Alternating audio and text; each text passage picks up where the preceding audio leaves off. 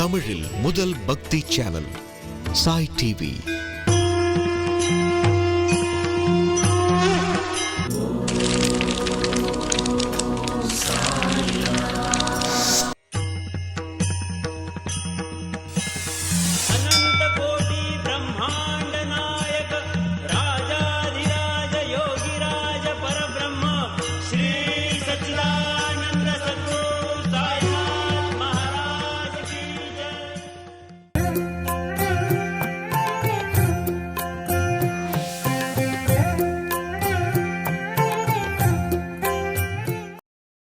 ஓம் குருர் பிரம்மா குருர் விஷ்ணு குருர் தேவோ மகேஸ்வரஹ குரு சாக்ஷாத் பரபிரம்மம் தஸ்மை ஸ்ரீ குரவே நமஹ. சச்சிதானந்த சத்குரு ஸ்ரீ சாயிநாத் மகாராஜ் கி ஜெய். சாய் டிவி நேயர்களுக்கு வணக்கம். நம்ம சென்ற நிகழ்ச்சியில் இந்த மானசரோவர் ஏரியினுடைய மகோன்னதம் என்ன என்பதை பற்றி பார்த்து கொண்டிருக்கின்றோம்.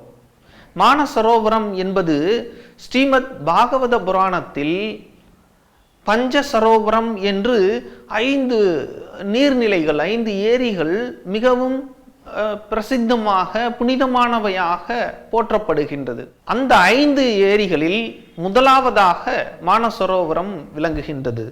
ஏனைய 4 ஏரிகளாவன பிந்து சரோவர், நாராயண் சரோவர், பம்பா சரோவர், புஷ்கர் சரோவர் என்பவை அந்த ஏனைய 4 நீர்நிலைகளாக சொல்லப்படுகின்றன. இந்த மானசரோவரினுடைய பிரசித்தம் எப்படி என்றால், அதனுடைய நீரை, புனித தீர்த்தத்தை அருந்தினால், ஒரு முறை அருந்தினால் 100 ஜென்மங்களாக செய்த பாவங்கள் அழிந்து விடுகின்றன என்று சொல்லப்படுகின்றது. அது மாத்திரமல்ல, மானசரோவரில் இருந்து தீர்த்தத்தை பருகியவர் அவருடைய இறப்பிற்கு பிறகு சிவபெருமானின் உலகமான கைலாயத்தில் சிவபெருமானோடு வாழக்கூடிய பெரும்பேரை பெறுவார் என்று சொல்லப்படுகின்றது. அதாவது சாலோக்கிய முக்தி என்று அது குறிப்பிடப்படுகின்றது. அவரோடு வசிக்கக்கூடிய பெரும்பேறு கிடைக்கும் என்றெல்லாம் இந்த தீர்த்தத்தினுடைய மகிமை போற்றப்படுகிறது. அது மாத்திரமல்ல, இந்த மானசரோவர் ஏரியினுடைய அமைப்பே எப்படி இருக்குன்னா, கடல் மட்டத்திலிருந்து சுமார் 15,060 அடி உயரத்தில் 88 கிலோமீட்டர் சுற்றளவில் ஒரு ஏறத்தாழ வட்ட வடிவத்திலேயே அந்த ஏரி அமைந்துள்ளது. அது மாத்திரமல்ல, உலகின் மிக உயரமான பகுதியில் அமைந்த நன்னீர் ஏரி இதுவாகும். இவ்வளவு உயரத்தில் இவ்வளவு நல்ல நீர் நிரம்பிய ஒரு ஏரி இருக்குன்னா அது இந்த மானசரோவராகத்தான் இருக்கும். அதுவும் குறிப்பாக ஏன் இதை சொல்கிறாங்க அப்படின்னா, இந்த திபேத்திய பீடபூமி பகுதியில் இந்த மானசரோவர் ஏரி அமைந்துள்ளது. திபேத்திய பீடபூமி உலகிலேயே மிக உயரமான பீடபூமி என்பதை நாம் அறிவோம். அப்போ இந்த மானசரோவர் ஏரி அந்த திபேத்திய பீடபூமியில் இருக்கக்கூடிய அத்துணை நீர்நிலைகளுமே பெரும்பாலும் 90-95% மேலே உப்பு நீர்நிலைகள் தான். அந்த தண்ணி எல்லாம் உப்பாத்தான் இருக்கும். ஆனால் இந்த மானசரோவர் அவற்றிலிருந்து மாறுபட்டதாக மிக சிறந்த தெளிவான நன்னீர் ஏரியாக அது விளங்குகின்றது. இதற்கு பக்கத்திலேயே ராட்சஸ் தல் என்று ஒரு ஏரி இருக்கின்றது. மிக அருகாமையில் சுமார் 3.5 கிலோமீட்டர் தொலைவில் அந்த ராட்சஸ் தல் இருக்கின்றது. அதனுடைய தண்ணீர் உப்பாத்தான் இருக்கும். இது இரண்டும் ஏறத்தாழ ஒரே கடல் மட்டத்திலிருந்து இவற்றினுடைய உயரம் ஒரே மாதிரி இருந்தாலும் இது நன்னீராகவும் அது உப்பு நீராகவும் இருக்கின்றது. அதை பற்றியெல்லாம் நம்ம பார்க்க போகின்றோம். இந்த ஏரியினுடைய சிறப்பு என்ன அப்படின்னா, மற்ற எல்லா ஏரிகளும் உப்பு நீராக இருப்பதால் அவற்றில் தாவரங்களோ மீன்களோ வசிப்பதில்லை. ஆனால் இந்த மானசரோவரில் ஏராளமான ஹம்சங்களும் மீன்களும் தாவரங்களும் வசிக்கின்றன என்று சொல்லப்படுகின்றது. இந்த மானசரோவரில் வசிக்கக்கூடிய ஹம்சங்கள் பொதுவாக, அதாவது அன்னங்கள் குவா குவா என்று சாதாரணமாக சத்தமிடும் வாத்துகளைப் போல இல்லாமல் அவை உமா உமா என்று கூறுவதாக சொல்லப்படுவதுண்டு.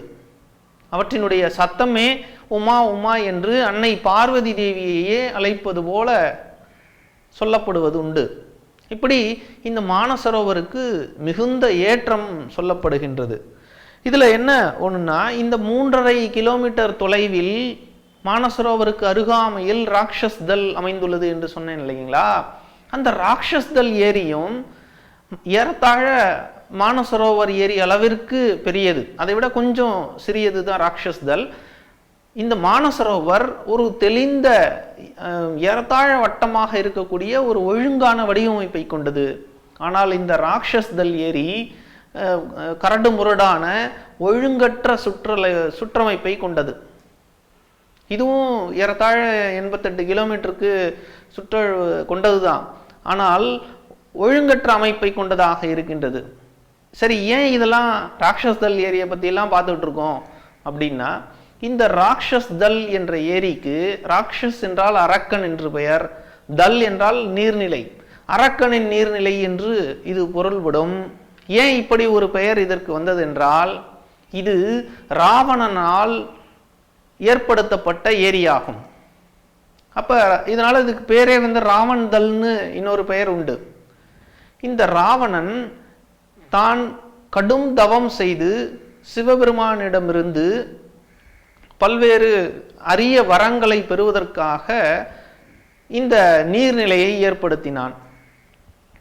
அந்த நீர்நிலை ஏற்படுத்தி அதனுடைய கரையில் ஒரு நாளைக்கு ஒரு தலையாக, நமக்கு தெரியும் ராவணனுக்கு 10 தலைகள் உண்டுன்னு, அவன் அந்த யாக குண்டம் வளர்த்து தவம் செய்யும் பொழுது சிவபெருமானை தரிசிப்பதற்காக தன்னுடைய ஒவ்வொரு தலையை வெட்டி அந்த ஹோமகுண்டத்தில் பலியாக கொடுத்தான், ஆகுதியாக கொடுத்து விட்டான். இப்படி ஒரு நாளைக்கு ஒரு தலை என்று 9 நாள் கொடுத்துட்டான். 10வது நாள் தன்னுடைய இறுதி தலையையும் வெட்டி சமர்ப்பிக்க முற்பட்டான். அப்ப ராவணனுடைய பக்திக்கு மெச்சி சிவபெருமான் காட்சியளித்து அவனுக்கு வரங்களை நல்கினார் என்பது புராணம். அப்படி அந்த சம்பவங்கள் நடந்தேறிய இடம், அதாவது ராவணன் ஹோமகுண்டம் வைத்து தவம் புரிந்த இடம் இந்த ராட்சஸ் தல் என்று சொல்லப்படுகின்றது. அதனால் அந்த ராட்சஸ் தல்லில் அதிர்வலைகள், ஒரு எதிர்மறையான அதிர்வலைகள் நிரம்பியதாக கருதப்படுகின்றது. அந்த நீரே விஷம் பொருந்தியதாக சொல்லப்படுகின்றது. ஆனால் உப்பு நீராக அந்த நீர் இருக்கின்றது. இதுல இந்த மானசரோவரையும் ராட்சஸ் தல்லையும் இணைக்கக்கூடிய ஒரு நதி இருக்கின்றது. சுமார் 3.5 கிலோமீட்டர் தொலைவுன்னு சொன்னேன் இல்லைங்களா. அந்த நதிக்கு கங்கா சூ என்று பெயர். இந்த கங்கா சூ நதி மிகச்சிறிய நதி, 3.5 கிலோமீட்டர் தான் மொத்த தொலைவே. இது என்ன பண்ணுதுன்னா, ஏறத்தாழ மானசரோவரை விட சிறிதளவு தாழ்வாக, அதாவது மானசரோவர் சற்று உயர்வாகவும் சற்று வாட்டமாக கீழே வந்து ராட்சஸ் தல்லும் இருக்கின்றது. எனவே மானசரோவரில் இருந்து இந்த நதியின் வழியாக நீரானது, அதாவது நன்னீர், மானசரோவர் ஏரியினுடைய நன்னீரானது இந்த கங்காச்சூ நதியின் வழியாக வழிந்தோடி ராட்சஸ் தல்லில் கலக்கின்றது. இவ்வாறு இது நடப்பதினால்தான் ராட்சஸ் தல் ஏரியினுடைய விஷத்தன்மை கொண்ட நீரானது அது சற்று மட்டுப்பட்டு, அதனுடைய எதிர்மறை அதிர்வுகள் மட்டுப்பட்டு ஓரளவு கட்டுக்குள் இருப்பதாக சொல்லப்படுகின்றது. அது மாத்திரமல்ல, இந்த நோக்கத்திற்காகவே ரிஷிகளால் இந்த கங்காச்சூ நதியானது ஏற்படுத்தப்பட்டது என்றும் சொல்லப்படுகின்றது. அப்படி ஏன் இந்த 2 நதி ஏரிகளை பற்றியும் குறிப்பாக நம்ம பார்க்கிறோம்னா, விஜயானந்த சுவாமி அந்த ஜப்பான் யாத்ரீகரிடம் வாங்கி பார்த்தார் இல்லைங்களா மானசரோவர். அது பார்த்தால் வலதுபுறம், அதாவது கிழக்கு பகுதியில் மானசரோவர் ஏரி அழகாக வட்ட வடிவில் இருக்கும். அதற்கு அருகாமையில் ஒழுங்கற்ற வடிவில், ஆனால் அது பிறை போன்ற ஒரு தோற்றத்தை வழங்கக்கூடியதாக, அதாவது முடிவு பகுதியில் பிறை போன்று இருக்கும், ஆனால் இரண்டும் அருகாமையில் இருக்கும். அப்படி ராட்சஸ் தல் ஏரி இந்த பக்கத்தில் இருக்கும். இந்த இரண்டையும் பார்க்கும்போது ஒரு மிக அற்புதமான 2 கண்களைப் போல அது காட்சியளிக்கக்கூடியது. அதை பார்த்தவுடன் உடனேயே இவருக்கு அந்த மானசரோவருக்கு யாத்திரை செய்ய வேண்டும் என்ற உந்துதல் ஏற்பட்டது. அப்படி இந்த மானசரோவர் ஏரியினுடைய புகழ் ஆனது மிகவும் பிரசித்தமாக விளங்கியது. இந்து மதத்தில்தான் என்று இல்லை. ஏன்னா அது புத்த மதத்திற்கும் சமண மதத்திற்கும் திபேத் பகுதியில் இருக்கு இல்லைங்களா, அதனால திபேத்திய பான் மதத்தை சேர்ந்தவர்களுக்கும் அது புனித ஸ்தலமாக கருதப்படுகின்றது, புனித யாத்திரைக்கான பகுதியாக. ஏன்னா நம்ம இந்து மதத்தை பொறுத்தவரை இதெல்லாம் பார்த்தோம். புத்த மதத்தை பொறுத்தவரை புத்தர் ஒன்றுக்கும் மேற்பட்ட சமயங்களில் இந்த மானசரோவர் கரையில் அமர்ந்து தவம் செய்ததாக சொல்லப்படுகின்றது. அதை போலவே சமண மதத்தில் ரிஷப தீர்த்தங்கரர் என்று சொல்லப்படக்கூடிய முதல் தீர்த்தங்கரர், அந்த முதல் தீர்த்தங்கரர் மகா நிர்வாணம் அடைந்த பகுதியாக இந்த பகுதி சொல்லப்படுகின்றது. அவருடைய மகனான பரதர் இங்கு அதற்காக சில மலைப்பகுதிகளை எல்லாம் ஏற்படுத்தினார் என்று அந்த சமண மத புராணமும் சொல்கின்றது. இந்த ரிஷப தீர்த்தங்கரரும் பரதரும் வேறு யாரும் இல்லை, பாகவதத்தில் நாம் சற்று முன் பார்த்தோம் அல்லவா, ரிஷப குடும்பத்தை சேர்ந்தவர்கள் என்று. அந்த ரிஷபர் தான் இந்த ரிஷப தீர்த்தங்கரர். அதை போலவே திபேத்திய பான் மதத்தை சேர்ந்தவர்களுக்கு இது எப்படி சமய முக்கியத்துவம் பெறுகிறது என்றால், அவர்களுடைய மத நம்பிக்கையின்படி அவர்களுடைய கடவுள் இந்த புவிக்கு வானிலிருந்து இறங்கிய பகுதியாக இந்த மானசரோவர் போற்றப்படுகிறது. இப்படி பல சமயத்தை சேர்ந்தவர்களுக்கும் மிக முக்கியமான ஸ்தலமாக, புனித ஸ்தலமாக இந்த மானசரோவர் கருதப்படுகின்றது. இங்கே தான் விஜயானந்த சுவாமி வருவதற்காக யாத்திரை புறப்பட்டார். வரும் வழியில் பாபாவினுடைய புகழை கேள்விப்பட்டு ஷீரடியில் தங்கினார். ஷீரடிக்கு வந்தார். வந்தோன்னு அவருடைய வாழ்வில் மிகப்பெரிய திருப்பு முனை ஏற்பட்டது. மானசரோவர் யாத்திரைக்கு போகணும், வந்திருக்க இடத்துல சோமதேவ் சுவாமிஜி என்ற ஒரு சுவாமியை சந்திக்க நேரிடுகிறது பக்தர்களோட. ஏன்னா அவரும் பாபாவை பார்க்க வந்திருக்கின்றார். ஹரித்வாரை சேர்ந்தவர் இந்த சோமதேவ் சுவாமிஜி. இவரை பற்றி நம்ம பார்க்க இருக்கின்றோம். 49வது அத்தியாயத்தில் சோமதேவ சுவாமியினுடைய லீலைகளை பற்றி எல்லாம் பார்க்க போகின்றோம். வந்தோடனே இவர் ஹரித்வாரிலிருந்து வந்திருக்காருன்னொன்னே இந்த விஜயானந்த் சுவாமி சென்னையிலிருந்து போயிருக்கார். அதனால இவர் சோமதேவ சுவாமி கிட்ட கேட்கிறார், ஹரித்வாரை தாண்டி தானே இதுக்கெல்லாம் போகணும் மானசரோவருக்கு, அதனால மானசரோவர் யாத்திரையை பற்றி விசாரிக்கிறார். விசாரிக்கும் போது இந்த சோமதேவ சுவாமிஜி அந்த யாத்திரையை பற்றி சொல்றாரு.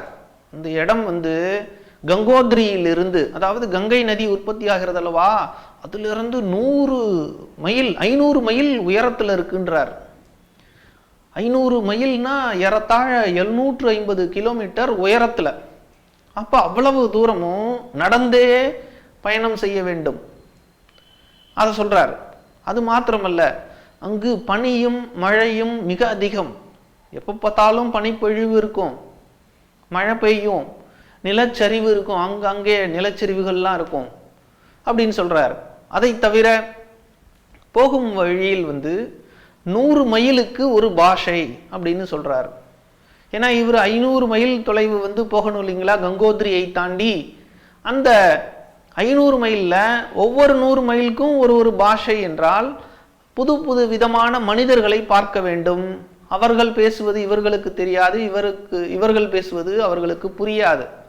அப்ப அந்த சவால்களை எல்லாம் எதிர்கொள்ளணும்னு சொன்னார். அதை தவிர அந்த பூட்டானிய மக்கள், ஏன்னா பூட்டான் பிரதேசத்தை கடந்து தான் அங்க போகிறோம். பூட்டானிய மக்கள் இயல்பாகவே மிகுந்த சந்தேக குணம் கொண்டவர்கள். அதனால அவர்கள் யாத்ரிகர்களுக்கு கொடுக்கக்கூடிய தொல்லைகள் மிக அதிகம். இப்படிலாம் சோமதேவ சுவாமிஜி சொல்றார். ஏன்னா இந்த 100 மைலுக்கு ஒரு பாஷை என்று சொல்லும் பொழுது இந்தியாவை பற்றி பிரபலமாக ஒரு சொல்லடைவு உண்டு. சார் ஃபுட்டோங்கி பாணி, ஆட் ஃபுட்டோங்கி வாணி என்று. அதாவது இந்தியாவில் 4 அடிக்கு ஒரு விதமான தண்ணி மாறுமா, 8 அடிக்கு ஒரு தடவை மொழி பாஷை மாறிடும் அப்படின்னு. இது இந்தியாவினுடைய பன்முகத்தன்மையை காட்டுவதற்காக சொல்லப்பட்டது. அதை போல பல்வேறு தரப்பட்ட மக்களை எல்லாம் கடந்து தான் நீங்க மானசரோவர் யாத்திரைக்கு போகணும் அப்படிங்கிறது அதையுமே ஒரு சவாலாக அமைந்திருக்கும் என்று சோமதேவ சுவாமிஜி சொன்னார். இதெல்லாம் எங்க நடக்குது? ஷீரடியில வாதாவில் அமர்ந்து பேசிக்கொண்டிருக்கிறார்கள். இதை கேட்டோன்னே சோமதேவ சுவாமிஜிக்கு அப்படியே மலப்பாயிடுச்சு. அடடா, நம்ம மானசரோவர் யாத்திரைக்கு போய் நிம்மதியா சுவாமியை தரிசனம் பண்ணலான்னு பார்த்தா அவ்வளவு கஷ்டமா இது அப்படின்னு சொல்லிட்டு நம்ம போய் தான் ஆகணுமா, பேசாம அப்படியே சென்னைக்கே திரும்பிட்டா என்ன, இப்படிலாம் அவருக்கு தோணுது. ஆனா என்ன, பாபாவை தரிசிக்கவில்லை. வந்திருக்காங்க, ஷீரடியில் அந்த வாதாவில் தங்கி இருக்கின்றார்கள். வாதாவில் சோமதேவ சுவாமிஜியோடு பேசும்போதே இந்த உரையாடல் இப்படி சென்றவுடன் இந்த சவால்களை கண்டு அஞ்சியவராக யாத்திரையை கைவிட்டு விடுவோம் என்று உத்தேசித்திருக்கிறார். இன்னும் முடிவு பண்ணல, ஆனா ஏறத்தாழ அப்படித்தான் அவருடைய மனோபாவம், மனோநிலை இருந்தது. அப்ப சோமதேவ சுவாமிஜியோடு சேர்ந்து விஜயானந்த சுவாமியும் பாபாவின் தரிசனத்திற்கு போகின்றார்கள். பாபாவின் தரிசனத்திற்கு போனோனே துவாரகமாயின் உள் நுழைகின்றார். சபா மண்டபத்தில் வந்த உடனேயே எட்டி இருந்து பாபாவை பார்க்கின்றார். அப்போது காலை வேளை, ஏராளமான கூட்டம் நிரம்பியுள்ளது. எட்டி இருந்து பார்த்த உடனேயே விஜயானந்த சுவாமியின் மனதில் ஒரு இனம் புரியாத அமைதி தவழ்வதை உணர்கின்றார். அவருக்கு ரொம்ப சந்தோஷமா இருக்கு. பாபாவை எட்டி இருந்து பார்த்தோன்னே அவ்வளோ சந்தோஷமா இருக்கு. உடனே அப்படியே வரிசையில் பக்தர்கள் அவருடைய தரிசனத்திற்கு செல்கின்றார்கள். மேலே மசூதி படிகளின் மீது ஏறி பாபாவின் பாதங்களை பணிந்து வணங்குகின்றார்கள். அப்படி இந்த விஜயானந்த சுவாமியும் பாபாவின் தரிசனத்திற்காக வருகின்றார். இதான் முதலாக பாபா தரிசனம் அவருக்கு. அந்த படிக்கட்டுகளில் ஏறுகின்றார். ஏறி பாபாவின் பாதங்களை தொடுகின்றார். தொடும்போதே அவருக்கு பார்க்கும்போதே மன அமைதி ஏற்பட்டது. தொடும்போது ஒரு மயிர் கூச்செறிகின்றார். இனம் புரியாத மகிழ்ச்சி, புலகாங்கிதம் அடைகின்றார். இப்படி அவருடைய சத்பாவங்கள் என்று சொல்லப்படக்கூடிய பல உணர்வுகள் அவருக்கு ஏற்படுகிறது. அப்ப திடீரென்று பாபா சத்தமிடுகிறார். கண்களை உருட்டி ருத்ராவேசம் அடைந்தவரை போல காட்சியளிக்கின்றார். கோபமாக, அடித்து விரட்டுங்கள் இந்த சன்னியாசியை, இந்த உதவாக்கரை சன்னியாசியை அடித்து விரட்டுங்கள், இவனால் ஒரு பயனும் இல்லை அப்படின்னு சத்தமா சொல்றார். இந்த சன்னியாசிக்கு இவர் காவி உடையெல்லாம் உடுத்திக்கிட்டு பயபக்தியோட போயிருக்காரு. நம்ம ஒரு தப்பும் பண்ணலையே, ஏன் பாபா இப்படி சத்தம் போடுறாரு நம்மளை பார்த்து? அடிச்சு விரட்டுங்கன்றாரு, உதவாக்கர சன்னியாசின்றாரு, ஏன் இப்படி சொல்றாரு அப்படின்னு இவருக்கு மனதிற்குள் மிகுந்த ஒரு ஏக்கம், தாபம் இருந்தது. நம்மளை போய் இப்படி சொல்லிட்டாரே, நம்ம என்ன தப்பு பண்ணோம் அப்படின்னு நினைச்சுக்கிட்டு அப்படியே படி இறங்கி விடுகின்றார். தரிசனம் முடிஞ்சிருச்சு, ஆனா பாபா கோபமா இப்படி சொல்லிட்டாரு. தரிசனம் முடிந்து கீழே இறங்கி சபா மண்டபத்திலேயே ஒரு மூலையில் அமர்ந்து கொள்கின்றார். அமர்ந்து கொண்டு இங்கு நடக்கும் நிகழ்ச்சிகளை எல்லாம் பார்க்கிறார். பாபா இவ்வளோ ஆக்ரோஷமாக வேகமாக சத்தமிட்டார். ஆனா அதற்கு பிறகு மற்றவர்களிடம் அமைதியா இருக்காரு. எல்லாரிடமும் ரொம்ப சிரிச்சு பேசுறாரு, சாந்தமாக இருக்கின்றார். எல்லாரோடும் இப்படி இருக்காரு. நம்ம கிட்ட மட்டும் இப்படி இது பண்ணாரே. ஏன்னா விஜயானந்த சுவாமிக்கு பாபாவினுடைய இந்த குணாதிசயங்கள் தெரியாது. அதாவது திடீரென்று பாபா இப்படி கோபப்படுவது போல நடந்து கொள்வார் என்பதெல்லாம் தெரியாது. ஆனாலும் கூட விஜயானந்த சுவாமி அடிப்படையில் மிக நல்லவராக, தூய்மையான உள்ளம் கொண்டவராக இருந்தார். அதனால அவருக்கு பாபா இப்படி பேசினா கூட அங்கிருந்து புறப்பட்டு செல்லணும், உடனே அப்படி கோச்சிக்கிட்டு வெளியில போகணும்லாம் தோணலை. பக்தியோடு அங்கேயே அமர்ந்திருந்து நடப்பதை பார்த்து கொண்டிருக்கிறார். அப்ப பார்த்தா பக்தர்கள் வராங்க. ஒரு சில பக்தர் என்னன்னா ஒரு தாம்பாளத்தை எடுத்து வருகிறார். அப்படியே தீர்த்தத்தை பாபாவின் கால்களில் ஊற்றி அந்த கட்டை விரலில் இருந்து கிடைக்கக்கூடிய பாத தீர்த்தத்தை சேகரித்து ஒருவர் குடிக்கின்றார், ஒருவர் தலையில் தெளித்துக் கொள்கின்றார், ஒருவர் எல்லா பக்தர்களுக்கும் விநியோகிக்கின்றார். இப்படி எல்லாம் நடக்குது. ஒரு சில பக்தர்கள் அப்படியே அக்ஷதைகள் கொண்டு வந்து பாபாவை பூஜிக்கின்றார்கள். சிலர் பூக்களை கொண்டு வந்து பூஜை செய்கின்றார்கள். சிலர் சந்தனம் கொண்டு வந்து பூசுகின்றார்கள். நறுமண பொருட்களை உடம்பு முழுவதும் சிலர் தேய்க்கின்றனர். இதெல்லாம் பார்க்கிறார். இவ்வளவு பேரையும் அனுமதித்து இவ்வளவு அழகாக அவர்களோடு ஒரு அந்யோன்யமாக உறவு கொண்டிருக்கக்கூடிய பாபா நம்மிடம் மட்டும் ஏன் இப்படி சத்தமிட்டார் அப்படின்னு இவர் யோசிக்கிறாரு. ஒன்றும் பிடிபடலை. ஆனால் உண்மையில் பாபா ஏன் இவ்வாறு சத்தமிட்டார் என்றால், பாபாவை பொறுத்தவரை ஒரு செயலை செய்ய தொடங்கும் முன் யோசிக்க வேண்டும். யோசித்த பின் தீர்மானமாக அந்த செயலில் இறங்கிவிட்டால் அதற்கு பிறகு பின்வாங்கக்கூடாது. அதாவது எண்ணி துணிக கருமம் துணிந்த பின் எண்ணுவம் என்பது இழுக்கு என்று வள்ளுவம் பேசுகிறதல்லவா. அதை போல ஒரு செயலை செய்வதற்கு முன்னதாக செய்வதா வேண்டாமா என்று உறுதியான ஒரு முடிவை எடுக்க வேண்டும். அதற்கு பிறகு அதிலிருந்து பின்வாங்கக்கூடாது. அது பாபாவிற்கு பிடிக்காது. சாதாரண உலகாயுதத்திற்கே இப்படி என்றால், சந்நியாசம் ஏற்ற துறவியான விஜயானந்த சுவாமி அவர்கள், சந்நியாசத்திற்கு அடிப்படையே வைராகியம். வைராகியம் என்றால் மிக தீவிரமாக ஒன்றின் மீது உறுதியான ஒரு நிலைப்பாடு, திட சித்தம் ஆகியவற்றிற்கு ஆதாரமாக அமைந்துள்ளது இந்த சந்நியாசம். அப்படிப்பட்ட சந்நியாசத்தை ஏற்ற துறவி மன உறுதியே இல்லாமல் இந்த சோமதேவ சுவாமி சொன்ன உடனேயே யாத்திரையை கைவிடக்கூடிய அளவிற்கு மனம் தளர்ந்தவராக இருந்தால் சந்நியாசியாக இருக்க தகுந்தவர் அல்ல என்று பாபா கருதினார். அதனால கோபமாக அடித்து விரட்டுங்கள் இந்த உதவாக்கரை சன்னியாசியை, அவரால் எந்த பிரயோஜனமும் இல்லை என்று சொன்னார். இந்த உதவாக்கரை என்ற அந்த வார்த்தையே பாபா பிரயோகப்படுத்தியதற்கு முக்கியமான காரணம், சந்நியாசத்திற்கு அடிநாதமாக அமைந்துள்ளது வைராகியம். அதுவே இந்த சன்னியாசியிடம் இல்லை என்றால் இவரால் என்ன பிரயோஜனம் இருக்க முடியும் என்று ஒரு கோபமாக பாபாவினால் வெளிப்படுத்தப்பட்டது. அப்படி அமர்ந்திருந்தார். ஆனாலும் அந்த விஜயானந்த சுவாமியினுடைய மனது ஒரு தெளிந்த ஸ்படிகம் போன்ற தூய்மையான மனம் கொண்டவர். அவருடைய நற்கருமங்கள் புண்ணியங்கள் மிக அதிகமாக இருந்தது. அதனால தான் அவர் இங்க ஷிரடிக்கு இப்படி அமர்ந்திருக்கக்கூடிய ஒரு பெரும் பேறு கிடைத்தது.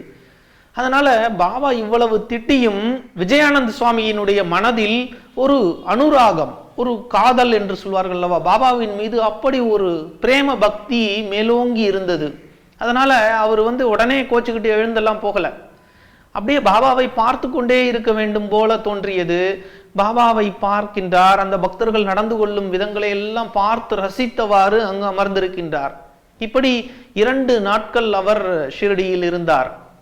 அப்படி 2 நாட்கள் ஷிரடியில் இருக்கும்போது 2வது நாள் அவருக்கு ஒரு கடிதம் வருகிறது. சென்னையிலிருந்து விஜயானந்த சுவாமிக்கு கடிதம் சேர்கின்றது. அதில் அவருடைய தாயார் சென்னைக்கு அருகாமையில் ஒரு கிராமத்தில் மிகவும் உடல்நிலை சரியில்லாமல் படுத்த படுக்கையாக இருக்கின்றார் என்று. இந்த கடிதத்தை பெற்றவுடன் விஜயானந்த சுவாமிக்கு இருப்பு கொள்ளவில்லை. மனம் அப்படியே துடிக்குது. தன்னுடைய தாயை பார்க்க வேண்டும் என்று தவிக்கின்றார். ஆனா பாபாவினுடைய அனுமதியின்றி யாரும் ஷிரடியை விட்டு செல்ல முடியாது. நம்ம இதை பல தருணங்கள்ல பார்த்துருக்கோம். அப்ப பாபாவினுடைய அனுமதியை பெறணும். இவர் அம்மாவை பார்க்க போகணும்னு ஆசைப்படுறாரு. அதுக்காக போகிறதுக்கு பாபாட்ட பர்மிஷன் கேட்க இந்த கடிதத்தோடு செல்கின்றார். அங்க போய் சொல்றாரு பாருங்க, என்ன சொல்றாரு, என்னுடைய அம்மா தீவிரமாக நோய்வாய்ப்பட்டு இருக்கிறார். அவங்கள தரையில படுக்க வச்சிருக்காங்க. பிராணனை தொண்டையில வச்சுக்கிட்டு எனக்காக காத்துட்டு இருக்காங்க எங்க அம்மா. அதனால தயவு செஞ்சு எனக்கு அனுமதி கொடுங்க பாபா. நான் போய் எங்க அம்மாவை ஒரு எட்டு பார்த்துட்டு வந்துடுறேன். நான் போனா எங்க அம்மா பூரணமா குணமடைந்துருவாங்க. அல்லது ஒருவேளை உயிரை விட்டாலுமே நிம்மதியாக என்னுடைய அருகாமையில உயிர் விடும்போது அவங்க மன நிறைவோடு உயிரை விடுவார்கள். அதனால எனக்கு நீங்க அனுமதி கொடுங்க பாபா அப்படின்னு கெஞ்சினார். அப்ப பாபா என்ன செய்தார்? அவருக்கு அனுமதி கொடுத்தாரா? என்ன செய்தார்? ஏன் செய்தார்? அப்பொழுது பாபாவினுடைய உபதேசம் என்னவாக இருந்தது? அது மிகுந்த சுவாரஸ்யமானதாகவும் பாபாவினுடைய தீர்க்க தரிசனத்தையும் அந்தர்ஞானத்தையும் வெளிப்படுத்துவதாகவும் அமைந்திருந்தது. அவற்றை பற்றியெல்லாம் நாம் இனிவரும் நிகழ்ச்சியில் காண்போம். ஸ்ரீ சாயியை பணிக. அனைவருக்கும் சாந்தி நிலவட்டும். ஜெய் சாய்ராம்.